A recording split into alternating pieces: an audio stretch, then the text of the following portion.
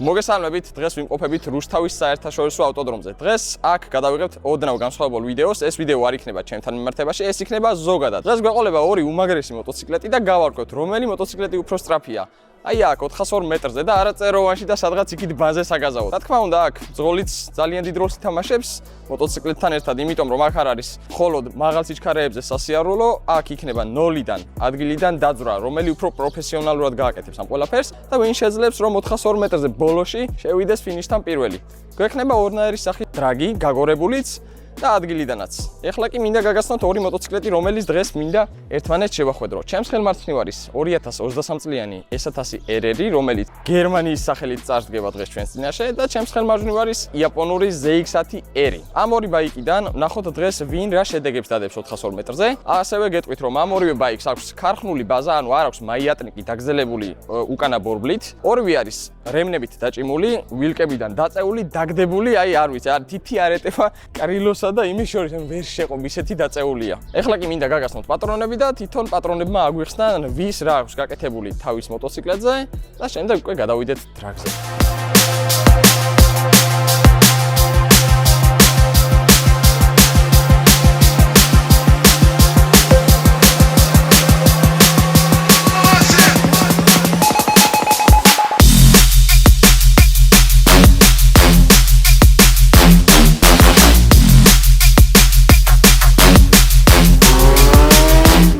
ჩვენი S1000 RR-ის მეპატრონი არის ოთო თაბუაშვილი და დღეს ოთო მოგვიყვება ყველაფერს თუ საიდან როგორ ჩამოიყვანა ეს მოტოციკლეტი, რატომ S1000 RR, რა აქვს გაკეთებული ამ მოტოციკლეტს და ასე შემდეგ. მოკლედ ბაიკის განხილვას თვითონ თავისი მეპატრონი შემოგთავაზებს. გამარჯობათ, მოგესალმებით. ეს მოტო პირველ რიგში იმიტომ ვიყიდე, რომ ვარ BMW-ს ფანი ამ მოტოციკლეტებში, დავაკონკრეტებ. ეს მოტო კონკრეტულად იმიტომ ვიყიდე, რომ ესეთი პატარა ზნაკები, ეგრეთ წოდებული, ეყენა BT Moto რა. ანუ ეს ნიშნავს, რომ იქ BT Moto-s მიერ არის დატუნინგებული. შემდეგ მივწერე BT Moto-s ამის win კოდი და მითხრეს, რომ არის გამახარეს Stage 2-ზე, რაც ძალიან მაგარია. კონკრეტულად მოტოებზე მუშაობენ, ეს მოდელი K67-ით და საკმაოდ კარგად იციან, საკმაოდ კარგად ფლეშავენ, კარგად აყავთ Stage-ზე და ძალიან ყვაყოფილი ვარ რა, სტოკთან შედარებით ვიარე, აი სადა დედამიწაა სხვაობა. წინა მოტო მყავდა BMW, ოღონდ ამის წინა მოდელი რა, ხო და ისე Gen 2. და ისევ ესეთი მინდოდა რა, BMW, ოღონდ ახალი. ანუ ფუნქციონალურადაც სხვა არის, ვაფშე სხვა არის რა. და თან კიდე ცხენებიც მეტი აქვს რა. ეს არის 2023-იანი, A67. ანუ არის რამე ამ მოტოციკლეტზე, რაც უბრალოდ არ აქვს, ან traction-ი, ABS-ი, wheel control, ანუ რამე არსებობს ანუ ამ მოტოციკლეტზე ისეთი, რაც აი მაგალითად მოტოციკლს არ აქვს, იმიტომ ჩემ ერთს აქვს მარტო ორი რამე. გაზი, ტორმოზი და სიჩქარეების გადამთვლელი მოუდი, ანუ რეინი ექვია ერთს, მეორე სტანდარტი და მესამე A მოუდი და ამის დეშბორდს რო შევხედე, იმდენი რაღაცა აწერია, რომ ეს ლექსიკონი უნდა აიღო, ჩემი აზრით, წაიკითხო და მე ნელ-ნელა უნდა დაიწყო ამაში გარკვევა, ანუ რო დაჯექი ამ მოტოზე იმის მერე ესე პირდაპირ მარტივად გაერკვიე თუ და მოგიწია ამების ჩალენჯი რა არის, იმიტომ რომ ძალიან ბევრი რაღაც აქვს. სიმართლე გითხრა, თავიდან კაი დიდი ხანი მჭირდებოდა ამის გარკვევაში რა. YouTube-ზე უყურებდი, იქ მე თვითონ ტესტავდი რა, როგორ მუშაობს. აქვს ძალიან დიდი ფუნქციონალი, აქვს ძალიან ბევრი რეჟიმები რა. მათ შორის აქვს სრულიად შენითრო აყენებ რა. ასევე მზა რეჟიმებიც აქვს რა, ანუ წვიმის, ქალაქის და ასე შემდეგ ტრეკის. მაგრამ აქვს კიდე სამი ცალი რეჟიმი, რომელსაც სრულიად შენ თვითონ აყენებ რა და მათთან უფრო მეტი ცხენიც აქვს სხვათა შორის რა. იცოდეს ყველა. Race Pro-ზეა საუბარი. არის M-ი რო ყავს, აი მაგალითად M4 რო ყავს და M1-ზე შეგიძლია დააყენო ნახევრად გამორთული traction-ი და M2-ზე პირიქით, ანუ ბოლომდე რო შეგიძლია გათიშო ყველაფერი, ანუ ამასაც აქვს ეგეთი რაღაცეები, რომ შეგიძლია სამი ფუნქცია აირჩიო და სამივე სხვადასხვანაირი მაპი გეყენოს, ასე ვთქვათ რა. სად როგორი ძალა გქონდეს, ასე ვთქვათ, ხო? დაახლოებით, ხო. ამ მოტოზე მე თვითონ რაც ჩამოვიდა, გაკეთებული მაქვს ბევრი ისეთი არაფერი, თუმცა აი ტუნინგოვი ბჭყალებში რაც შეიძლება რომ ჩაითვალოს, ეს გამივიყიდე. თვალებში მოხდა ძალიან, იმიტომ რომ ოთო წელს პირველ ეტაპზე გამოვიდა დრაგზე და პირდაპირ მესამე ადგილზე გავიდა და ძალიან მაგრადია რა სხვათა შორის და ეს სკამი თავიდანვე მოხდა თვალში, როგორც კი მოიყვანა მოტოციკლეტი, ბროქსი აწერია და აშკარად ეს ტრეკის სკამი არ არის და ეს სავარაუდოდ უნდა იყოს დრაგისთვის უკეთესი. ას თუ ისე იაფიღირება ჩემი აზრით. ადგილზე მივეცი $400 ამ სიამოვნებაში, ოდნავ მძიმეა, მაგრამ იმდენად კარგი რაღაცა შვრება, რომ ღირს ნამდვილად ჩემთვის რა. დისკი მაქვს შეცვლილი, კარბონი დავაყენე, ემის სუბუქი ეყენა, მაგრამ მაინც კარბონი ვიوارჩიე. Hires filter დავაყენე Sprint-ის, აი ეს ყველაზე ნაკლები წინაღობა რომელსაც აქვს. სრულიად Brox-ის ცეპლენია მიყენია, ასე ვთქვათ, კარზინა.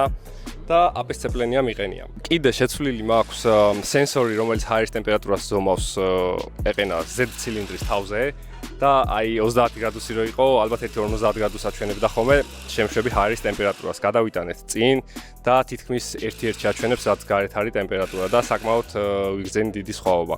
ასევე აი ამ მოდელს 2023-დან აქვს დამატებული ესეთი ფუნქცია slide control-ი რა. აქ აქვს პატარა დემპფერი. სხვათა შორის ბევრს ერევა ხოლმე აი ეს პატარა ის დემპფერში რა. და ეს რა შვება, ესე იგი ტრეკზე როცა ხარ მოხვევის დროს პატარა მოცურების საშუალება მოგცეს, აი MotoGP-ზე რო გინახავსო ცოტა დრიფტით რო შედიან რა.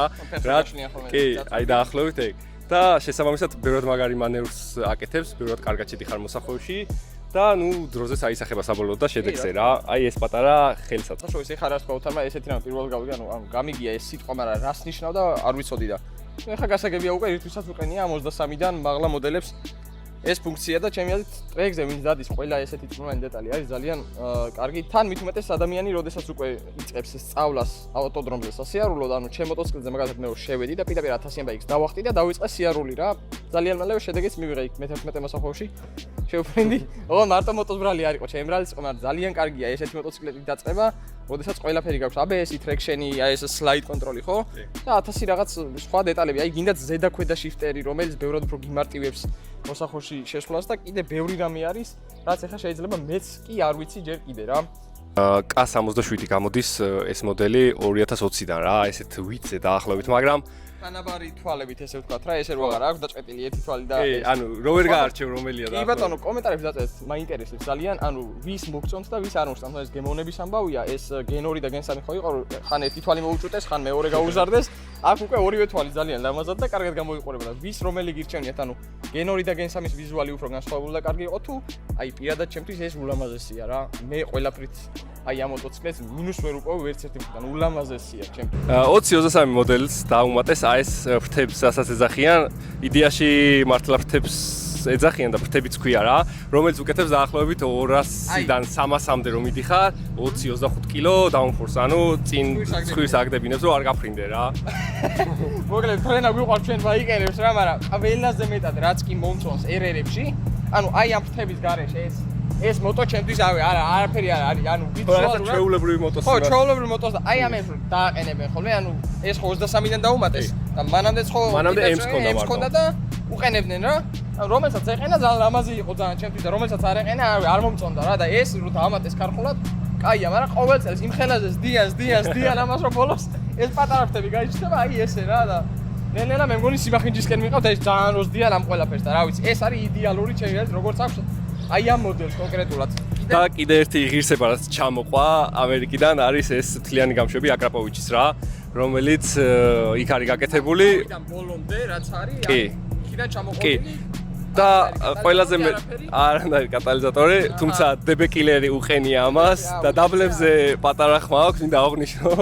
კი ბატონო, მაგრამ ახალი წესები და კანონებით მოტო აღარ დადის თბილისში და კიდე კაი ამის ბაიქს აქვს ეს დებეკილერი და ხმას ჯაახშობს, თორე მოკლედ 10 დღე აგერ. ხო, და ყველაზე მეტად რაც მომწონს ის არის რომ ეს რო ჩამოყვა, ანუ მქონდა კომუნიკაცია, მიმოწერა პიტი მოტოსთან და გამშვები და მე და ჩაიწერა პრაშიკა, ნუ თავისთავად ეგრეს უნდა და მორგებულია ყველაფერი ამას, ანუ იქ არის კანონზომიერად და ყველანაირად სწორად გაკეთებული ეს ყველაფერი რა. მადლობა ოთოს, ესე იგი ულამაზესი მოტოს აქ მოყვანისთვის და ეს ვიდეო არის მოკლედ ჩვენთვის, ჩვენ ახზე პირველი და მომავალში ვისაც ექნება სურვილი 600-იანებით, 1000-იანებით თუ იქნება ვარიანტი რომ ვინმეს Hayabusa და ZX-14 ყავდა ან რაღაც განსხვავებული მოტოებიც იყო, იმასაც გადავიღებთ რა. და ნუ დღეს მოკლედ ქარხნულ ბაზარში შევეჯიბრებით ერთმანეთს. ორივე ბაიკი არის სრულიად ქარხნული, არა დაგრძელებული მაიატნიკით, უბრალოდ ორივე დაჭიმული ბოლომდე, დაგდებული ამორტიზატორებით და ვნახოთ აბა, რომელი მძღოლი უკეთესად დასტარტავთ, ეს მაინტერესებს, იმიტომ რომ ოთო გზელ მაიატნიკში ისე ისტარტებოდა რომ აი, არ ვიცი რა, სასწაულის საყურებელი იყო და აბა ეხა მოკლეში რას ისავს ძალიან საინტერესოა. ოღონდ მოკლეებში დრაგზე არ დავინახო რომ გამოვიდეს. აღარ მინდა იქ მეტი კონკურენტი.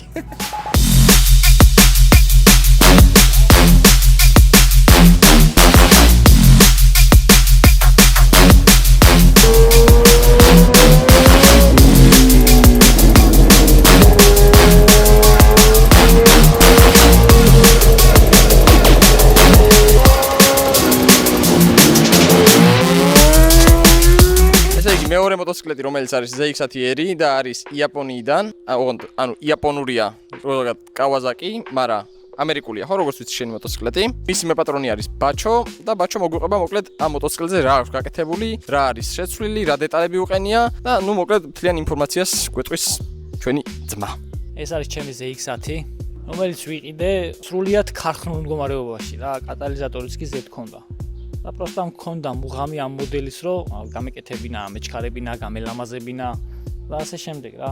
ეს არის ახლა 2009 წლიანი ZX-10 ძველი და რავი, ბევრი სალაპარაკოც არა ეხა. ძირითადად თითქმის მთლიანად შევცვალე ეს მოტოციკლეტი, რაც ვიყიდე ქარხნულიდან შედარებით. ხმარობ ბანზე, საგაზაოდ ხმარობ ქალაქში სასიარულოდ, მაგრამ გვაქვს ორივე მდგომარეობაში რო ვიაროთ ისეთი ნაწილებიც რა. ეხლა კი სარბოლოთ არის გამოსული, მაგრამ შეგვიძლია ქალაქშიც ვიაროთ ამ მოტოციკლებით.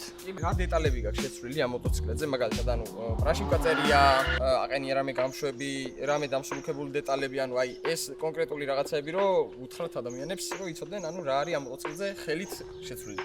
ამ მოტოციკლებზე ყიდვის დღიდან ძალიან ბევრი რამეა, როგორც ვიზუალურად, ასევე შინაგანათაც რა. გვაქვს აკრაპოვიჩის გამშვების სისტემა, კოლექტორს რო ეძახიან, პრინტის ჰაერის ფილტრი, სუბუქი, აპორნები, რა ვიცი. კიდე თვალში მოხვდა წინ ერთი აპორნი გიყენია, ორი სპაგია, რომელიც დრაგისთვის იხმარება ხოლმე. კი ბატონო, ბანზე საგაზაოდ პრობლემა არ გვაქვს, ჩვეულებრივად გაზაობთ. პირდება მაგისთვის გვაქვს, რავი, ნასტროიკა, ორი მაპი გვაქვს, როგორც ქალაქში გადავაადგილდე ისეთი მაპი, სტოკი და გვაქვს საგაზაო მაპი. პირდაპირ ნასტროიკა. რემნები და ეს ვილკებ დაწეული ალბათ ესეც დრაგისთვის და კი ბატონო.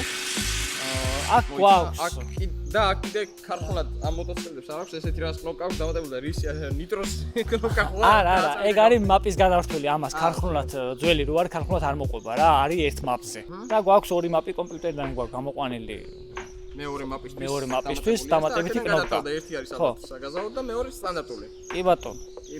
კიდე შევამჩნიე რომ მოტოციკლს უკანა მხარე აქვს დაწეული და სავარაუდოდ იყენია უკანა მორზატორის დამწევიც. კი ბატონო. ეგეც დრაგისთვის ალბათ. კიდე ხო. ნუ ცოტა გალუკაშიც გვაქვს ნაფათურები. დრაუშიც არის ანუ რაღაცა ხელები, ნაფათურები, ესე იგი. ხო. კარგია. ამორტიზატორების გარდა კიდე იყენია მე მგონი არმირებული შლანგები. თუ კი ბატონო. და სხვა რა ვიცი, დანარჩენი ჩემი მოტოციკლეტის წლოვანება არის, მოკლედ ეს ჩემი არის. 9-დან 11-ის ჩათვლით, ესეც მე მგონი დაახლოებით ეგრე გამოდის. 8-დან 10-მდე. 8-დან 10-მდე. და მოკლედ ჩემი ბაიკის კალიბრია წესი და რიგით ეს მოტოციკლეტი უბრალოდ ეს არის Kawasaki და მე Yamaha-ს ფანი ეს Kawasaki-თან ვერ მეგობრობ რა გავაკეთო ეხლა მე მაინც იქითკენ მივდივარ Yamaha და R1. მეტი არაფერი არ განიხილება ჩემთვის. კოდი კიდე გვაქვს. ცოტა განსხვავებული და ხო, ამოკარბონებული არის ძალიან ლამაზი და ძალიან უხდება ჩემი აზრით. ყვითელი ფარები ამ შავ ბაიქს და ზოგადად შავი და ოქროს ფერი ძალიან მომწონს და ალბათ რა ვისაც ჩემი ბაიკი ნანახი ყავთ, ყველა მიცით რომ ეს შავი და ოქროს ფერი ჩემი საყვარელი ფერი არის რა.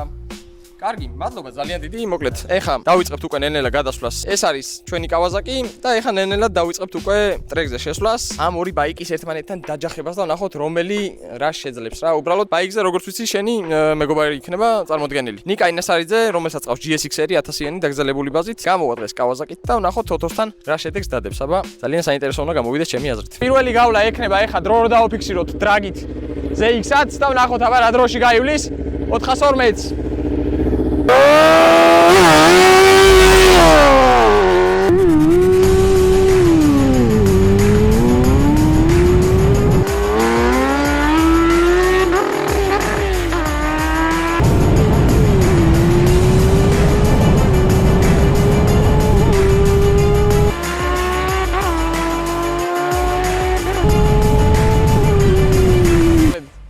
ცოტა იბუქსავა, ცოტა არა, ძალიან იბუქსავა, მაგრამ იქაც რაღაც შიფტერმა გამაზა თუ არ ვიცი, მოკლედ რაღაც ცოტა არათანაბარი გავლა ქონდა რა და ერთი აპორნი ხო უყენია და ბოლოში იქ მოსახვეთა. გაჩერდი პიჯორს ვიწერდი რომ გაჩერებული იყო და იმედია გაჩერდა რა ვიცი, აქედან აღარ ჩანს.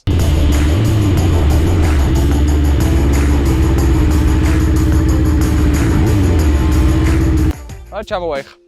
მოვა და დროს ნახავთ და მე უკვე გავუშვათ მეორედ თუ არ იყო ყოფილი და მე უკვე ოთო ვნახოთ რა სიძავს და რა დროს დააფიქსირებს. ხო.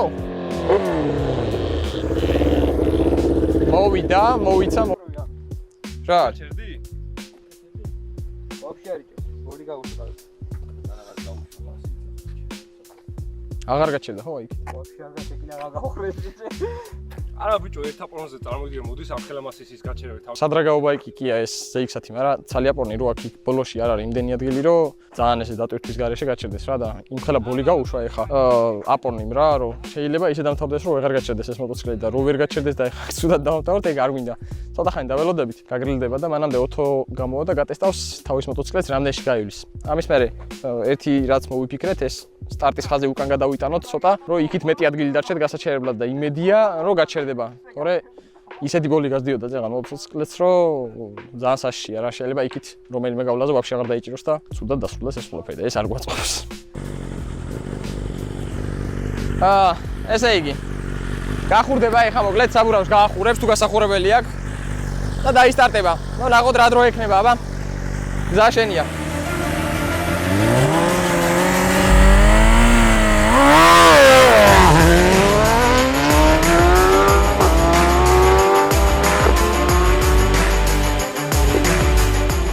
ამ ტრეკზე ხო დაიწყო დადურა რა. ნახევარი გზა რო გაიარა თქვენი მეტადო მოტოციკლებმა.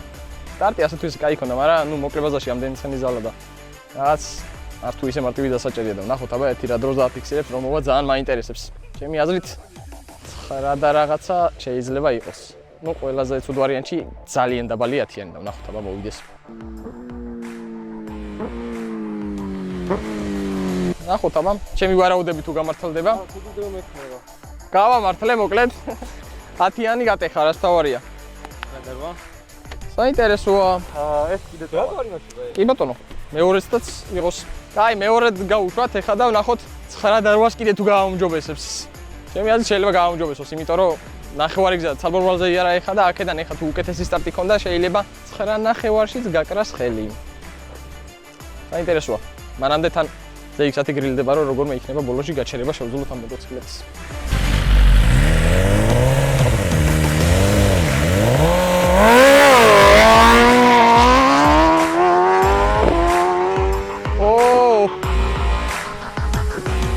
იმდენად მაგარი სტარტი ქონდა ეხა, რომ 9 ნახევარი მგონია, რომ აი უეჭველი ექნება და გაჩერდა. ხო? გაჩერდა. ანუ ფიშკას აშკარად გაცდა კიდე იქი და კიდე არ უშვებდა გას და რავი, ოთოს ეტყობა, კაი ტორმოზები აქვს და მაგის იმედად დაიკიდა და დააწვა. ვაფშე ცხვირი აღარ აუწევია თითქმის და აი იდეალურად დაიძრა რასაც ქვია მოტოციკლეთი. 9 ნახევარს ფიქრობ, აი 99% 9 ნახევარში უნდა გაევლო.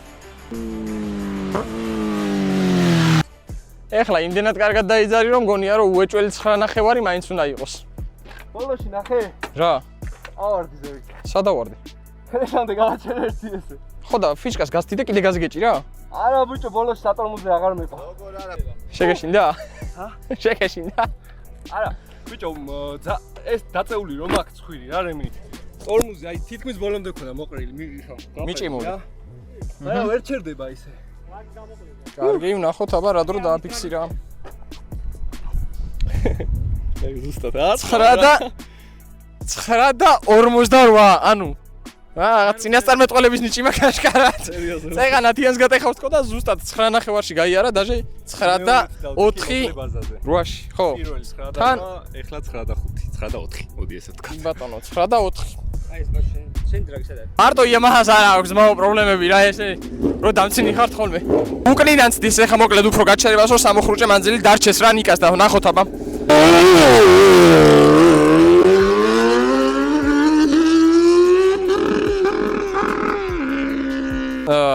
ZX-აც რაღაც პატარა პრობლემა აქვს, არ ვიცი რატომ, არა. რო იძვრება სიჩქარების გადასვლისას მაზავს რა, სავარაუდოდ რაღაც შიფტერს აქვს პრობლემა. ხო და ეხლა ვნახავთ, თუ მოგვარებადია, გავაგრძელებ და თუ არა და ძალიან გული დამწყდება ესე რომ დავამთავრო ეს ვიდეო რა. რა ხდება, რა ჭირს აი? დაბლონის გარეშე მივეც, მაგრამ არ ჩიფტერი და არცეფერი ხამი. არ თავს ანუ ეს კარგად წახვედი, მაგრამ აი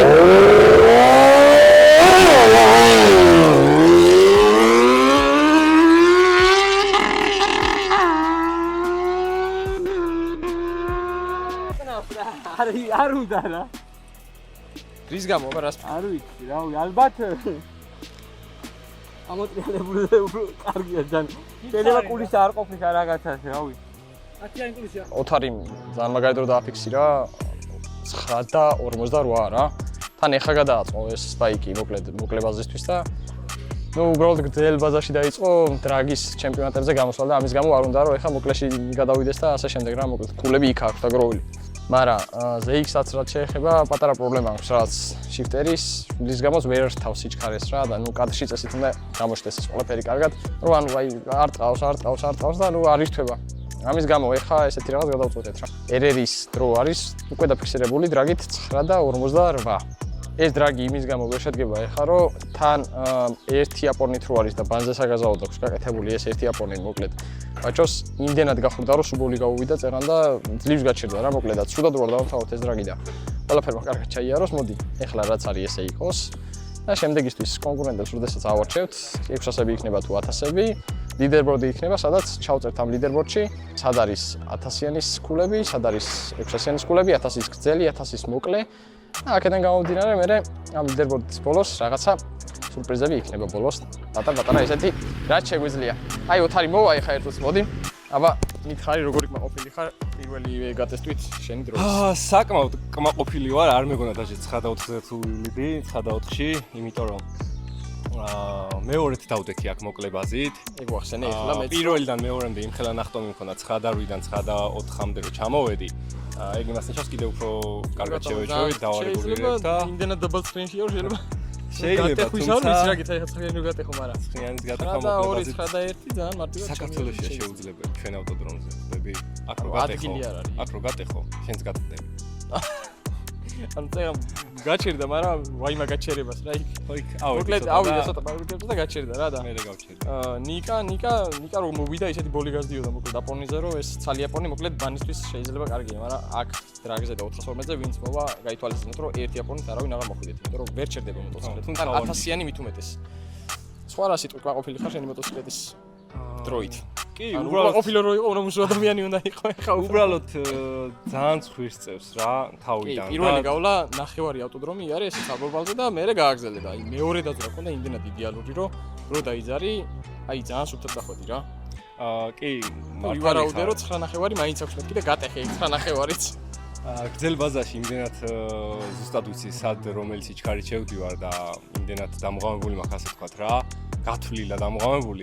მაგის პრობლემა აღარ მაქვს უკვე რა და აი მოკლე ბაზაში ცოტა გასასწორებელი მაქვს რაღაცეები, თუმცა როცა გადმოვალ ამოვწურავ გრძელი ბაზის პიქს და რეკორდს და გამარჯვებას, მე ავარავდოთ რაღაცას მუღამი ხომ უნდა კონდეს და მე ალბათ მოკლეზე ალბათ მოკლეს გადმოვა და მე ჩვენ ვეღარ ვიმეგობრებთ. იმიტომ რომ ეგზელში გადასვლა არ მინდა.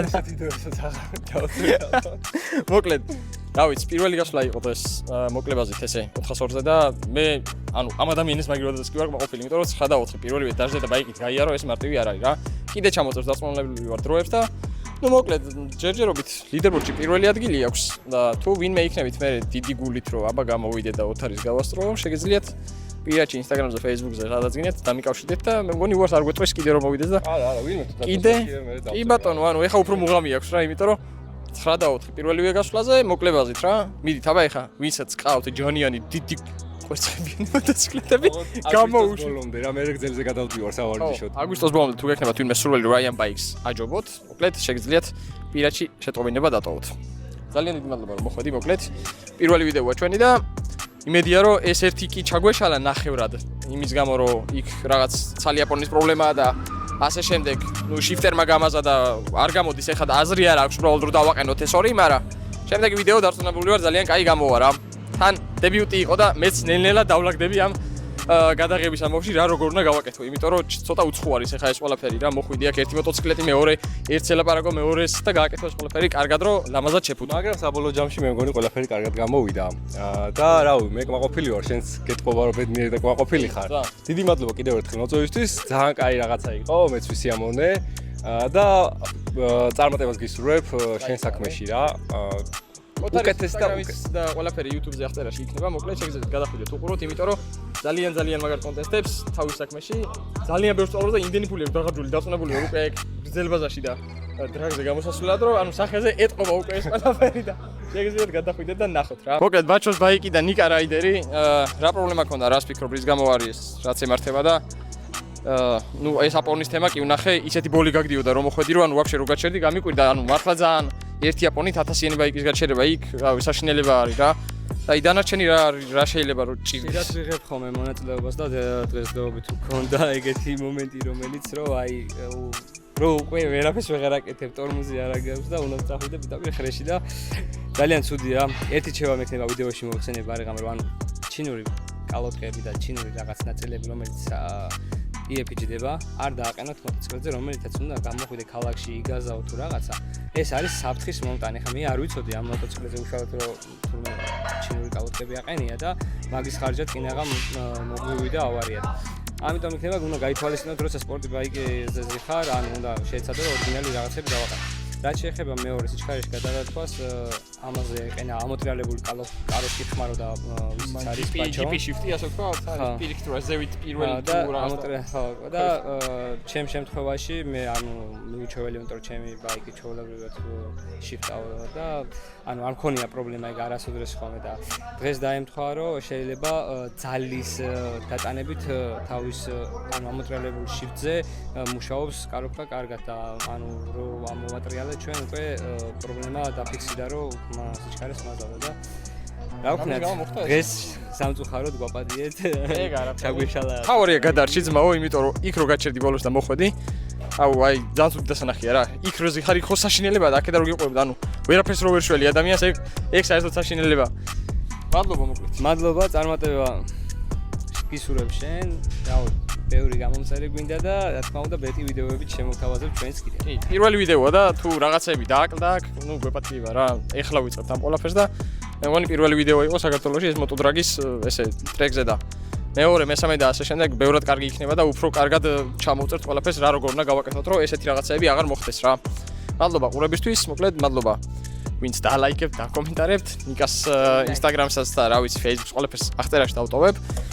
და რა ვიცი, მომავალ შეხვედრამდე.